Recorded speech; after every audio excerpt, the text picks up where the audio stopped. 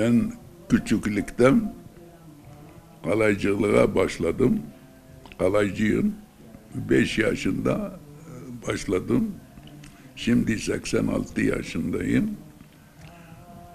Çok çalıştık köylerden.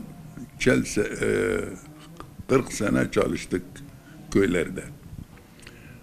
Kaplarını kalaylıyorduk. O vakit kaplar hepsi bakırdı. Başka bir şey yoktu. Allah'a şükür ekmeğimizi yedik, muhtaç olmadık. Köyler iyiydi. Genç, terbiyeli olacak, annesinin babasına saygılı olacak, bütün insanlara saygılı olması lazımdır insan. Bir de haram yemeyecek, daima iyilik yapacak. İnsanlık bunu kabul ediyor. Müslümanlık bunu kabul ediyor.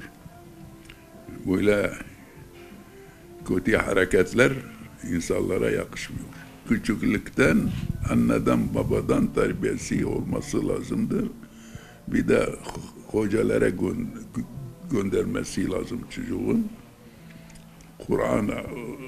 Kur'an öğrensin, Müslümanlığı bilsin, terbiyesini bilsin. İnsan budur, başka bir şey yok. İnsanlığı bilsin, anneden babandan her şey mecburdur. Ne diyecekler, onu yapması lazımdır çocuk. Benim ailem Kasimiye'de kalıyordu. Kur'an yazıyorlardı 150 sene evvel. Kur'an yazıyordu elle. Eskiden matbaa yoktu. Elle yazıyordu Kur'anlar. Aleme veriyordu. Dedelerimiz hepsi alim. Yani Kur'an'dan anlıyordu. Başka bir şey bilmiyorlardı. Çocuklara terbiye veriyordu. Kur'an okutuyorlardı çocuklara. Kur'an insana nasihat veriyor, terbiye veriyor, asalet veriyor. O vakit ekmek yoktu, bulamıyorduk. Belediye bize kart veriyordu, gidiyordu, fırınlara alıyordu. Üç tane ekmek, 24 saat yiyeceğiz, başka bir şey yok. Şimdi onunla doymuyorduk,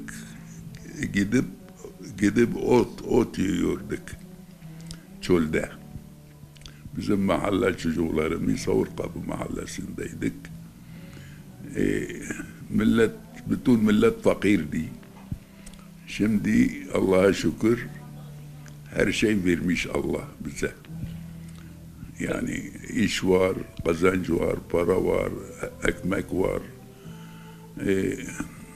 Bir şey olmasa da ithal edecekler. Yani eskiden ithal yoktu. O insana bağlıdır. Bazıları Allah'a şükür ediyorlar her gün, bazıları da memnun değil. Kur'an terbiyedir, insanlara terbiye veriyor, asalet veriyor, insanlık veriyor. Kur'an nasihattır insan için. İnsanı ıslah ediyor, kötü yoldan doğru yola götürüyor. Kur'an budur. Gençler kendine muhafaza edecekler, çalışacaklar. Yani çalışmazsa illa bir iş sahibi olması lazımdır.